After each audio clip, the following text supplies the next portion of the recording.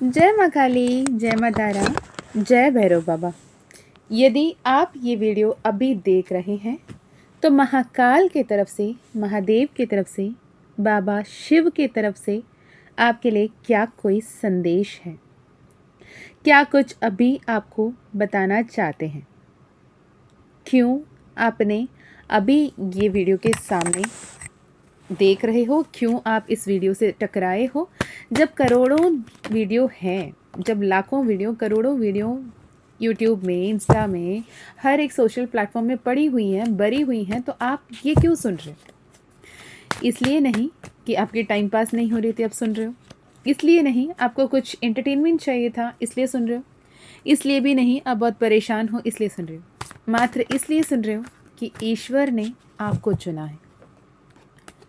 जीवन में कई सारे कठिनाइयाँ, कई सारी परिस्थितियाँ, कई सारी तकलीफ़ें को देखकर जब आप बिल्कुल भी उम्मीद खो बैठे हो, यहाँ महादेव चाहते हैं आपको बताने कि उम्मीद मैं हूँ, तुमने मुझे नहीं खोया है। जब तुम्हारे साथ महादेव खड़े हैं, जब तुम्हारे साथ ईश्वर खड़े हैं, जब तुम्हारे साथ साक्षात परब्रह्म खड़े हैं, तो तुम्हें डरने की क्या ही बात है। सब कुछ मुझे सरेंडर कर दो। जितने भी डाउट्स है, जितने भी डर है, जितने भी डेस्परेशन है, उसे मुझे सौंप दो और विश्वास रखो, जब महादेव हैं तो सब सही है। महादेव ये कहना चाहते हैं कि जब संपूर्ण ब्रह्मांड के हर देव, हर असुर समुद्र मंथन में एक साथ आकर, एकजुट होकर, जब मंदारा पर्वत के मदद से, वासुकी सर्प के मदद से जब वो क्षीर सागर को मतने लगे थे ताकि अमृत की प्राप्ति हो, पर उससे अमृत प्राप्ति से पहले 14 रत्न निकले थे। उसमें एक अलाहल का विष भी था। अब जब वासुकी सर्प के मुख से अलाहल का विष निकला, सारे देव, सारे असुर, सारे देवताओं भी सब कुछ नहीं समझ पाए सिवाय शिव के शरणागति में आने के बजाय। सबने शिव से शरणागति पाया। शिव को कहा कि अब या तो जीना है या तो मरना है। अलाहल का विष इतनी विषीली है, इतनी जहरीली है, अगर किसी ने उसे छू भी लिया तो उनका समाप्ति अंत हो जाएगा। हे महादेव, आप ही कुछ कर सकते हो। जैसे ही आप ही कुछ कर सकते हो, देवादिदेव आप कुछ बताओ, आप ही मदद करो। जब पूरी सृष्टि में सब कोई अमृतत्व पाने के लिए अमृत के पीछे भाग रहे थे, देव असुर से, असुर देव से जंग लड़ रहे थे, तब शिव ने निस्वार्थ भाव से उस विष को ग्रहण किया, अलाहल को ग्रहण किया, क्योंकि उन्हें जगत की रक्षा करनी थी। जहाँ के रक्षक विष्णु जी वहाँ खड़े थे, पर संहारक शिव जी ने उस विष को ग्रहण करते हुए उस विष को संहार लिया और फिर सृष्टि की संरक्षण करने लगे, जिसके चलते उन्हें देवादिदेव, देवों के देव महादेव कहा गया। पर यकीन माने, जब अमृत निकली थी, जो विष को देखते ही सबसे पहले बागे बागे जाकर शिव की शरणागति में आए थे, उनमें से किसी ने भी ये सोचा भी नहीं, ये पूछा भी नहीं कि क्या हमें शिव को अमृत पिलानी चाहिए, ताकि उनके कंठ में जो आलाहल की विष है, जिसकी वजह से वो नीलकंठ बने बैठे हैं, उन्हें अमृत पिलाने की ज़रूरत है? नहीं। तो ये दुनिया ना आपको कई सारे लेसन्स देते हैं कि आपने क्या किया, क्या सही किया, क्या गलत किया, क्या करना था, क्या करने के बजाय नहीं कर पाए, क्या छूट गया। बहुत कुछ होती है, पर आप उस सब को छोड़कर क्या नहीं हो पाया, क्यों नहीं हो पाया, कब होगा, क्यों नहीं हो रहा है, यही सारे सवालों में उलझे रहते हो। इंस्टेड आपको क्या लाइफ लेसन्स सीखनी थी, कौन सी कठिन परिस्थिति में, कौन सी कठिन पार्ट आपको जो सीखना था, जो सबक आपको लेनी थी, जो सीख आपको सीखनी थी, वो जब तक नहीं सीखोगे तब तक यही साइकिल्स आपके अर्ध गिर्द हमेशा हमेशा हमेशा घूमते रहेंगे।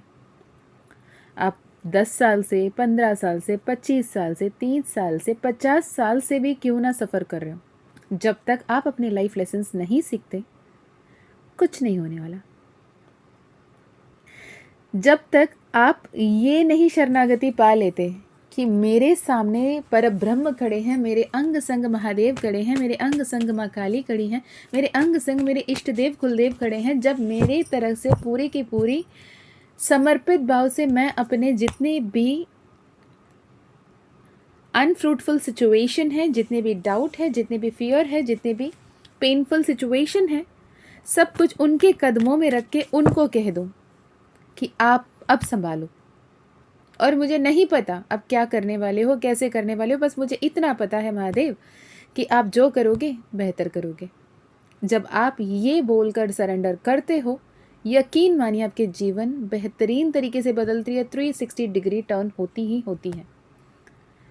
कहते हैं ना, जब बड़ी सभा में दुर्योधन और दुशासन ने जब माँ द्रौपदी की वस्त्र हरण कर रहे थे, चीर हरण कर रहे थे, तब जब तक उन्होंने उस वस्त्र को पकड़ रखा था, कहीं मेरी मान मर्यादा ना चले जाए, कहीं मुझे निवस्त्र ना होना पड़ जाए, कहीं सबके सामने मेरी बेइज्जती ना हो जाए, ये सोचकर जब तक माँ द्रौपदी ने अपने हाथों से खुद के वस्त्र को पकड़े हुए संभालने की कोशिश करी और हर किसी के सामने गिड़गिड़ाती रही, मदद के लिए ईश्वर को पुकारती रही, ईश्वर नहीं आए।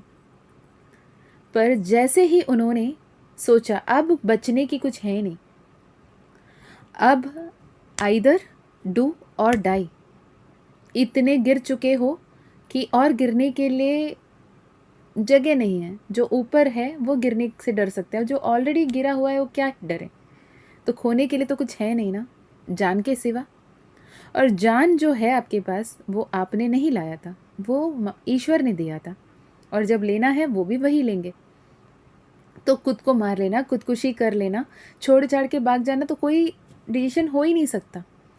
तो माँ द्रौपदी ने अपने हाथ से उस कपड़े को छोड़े, हे गोविंद, हे हरि, अब तू बोल, हरि बोल।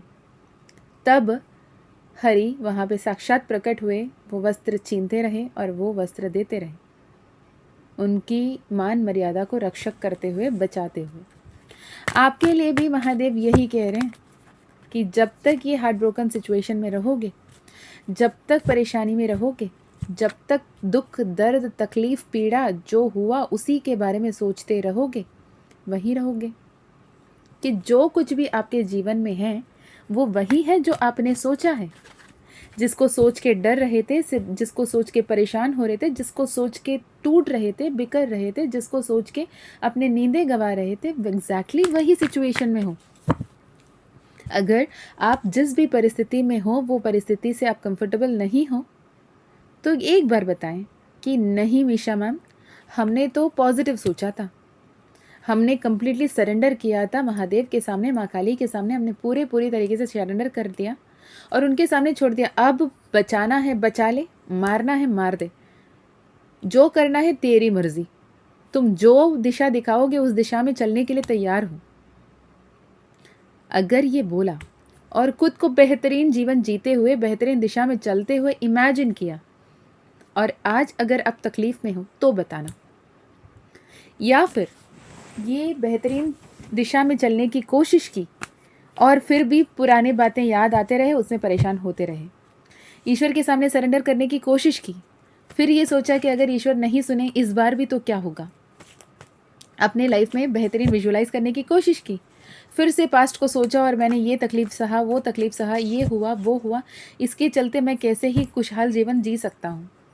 जब प्रगति के बारे में सोचा, जब फिनेंशियल अबंडेंस के बारे में सोचा, जब निरंतर वरमान आने की तरफ, अर्थ ऑफ लाइफ के तरफ, अर्थ यानी कंटिन्यूस कैश फ्लो के बारे में, एक इनकम के बारे में, सोर्स ऑफ इनकम के बारे में सोचा, तो ये सोचा कि आप कमा रहे हो, अपने जीवन में जो भी ज़रूरतें उस सबको पूरा करने के बाद भी आपके पास पैसे बच रहे हैं, ईश्वर आपको इतने सारे प्रगति दे रहे हैं, उन्नति दे रहे हैं, उद्धार कर रहे हैं, ये सोचा। या फिर हर बार आपके जितने भी तकलीफ़ हैं, जितने भी कर्जे हैं, जितने भी लोन हैं, जितने भी ऋण हैं, उसके बारे में सोचा। मैं ना अपने पर्सनल एक्सपीरियंस से कह रही हूँ, मैं भी थी एक वक्त कि अपने जो भी लाइबिलिटीज़ है, जो भी मेरी फ़र्ज़ है, ये सब करते हुए कितना होगा। हर दिन ना बैठ के नोट लिखती थी कि मैंने आज इतना खर्चा किया, आज इतना खर्चा किया, आज इतना खर्चा किया। फिर एक वक्त आया जहाँ पे ईश्वर के सामने सरेंडर कर दिया, बाबा आप दे रहे हो, मुझे हिसाब किताब की ज़रूरत ही क्यों है। मान के चलें उसके बाद जीवन बदली, राइट। जब भगवान जितना देता है ना, धन्यवाद करो, कृतज्ञ रहो, आभार व्यक्त करो। एस ऑफ पेंटिकल्स आ रही है, 3 ऑफ सोर्ड से एस ऑफ पेंटिकल की शिफ्ट, ब्यूटीफुल एनर्जी शिफ्ट आ रही है, पर आपको क्लेम करने की ज़रूरत है। परेशान ना होइए, सब कुछ बेहतर होकर रहेगा। अगर सब कुछ बेहतर नहीं है, ये अंत भी नहीं है। ईश्वर किसी को भी अनाथ नहीं बनाते। जिसके लिए ईश्वर है वो सबसे सर्वशक्तिशाली है, सर्वशक्तिमान है, क्योंकि परमपिता परमेश्वर की अंश हो। महादेव साक्षात आपके साथ खड़े हैं और वो आपके कृपा, आपके रक्षा, आपके मार्गदर्शन कर रहे हैं। ये वीडियो उन तक पहुंचेगा जिनको इसकी ज़रूरत है। मैं मिलती हूँ नेक्स्ट वीडियो में, तब तक अपना ध्यान रखिए, खुश रहिए, अच्छे अच्छे कर्म करते रहिए। जय माँ काली, जय माँ तारा, जय भैरव बाबा।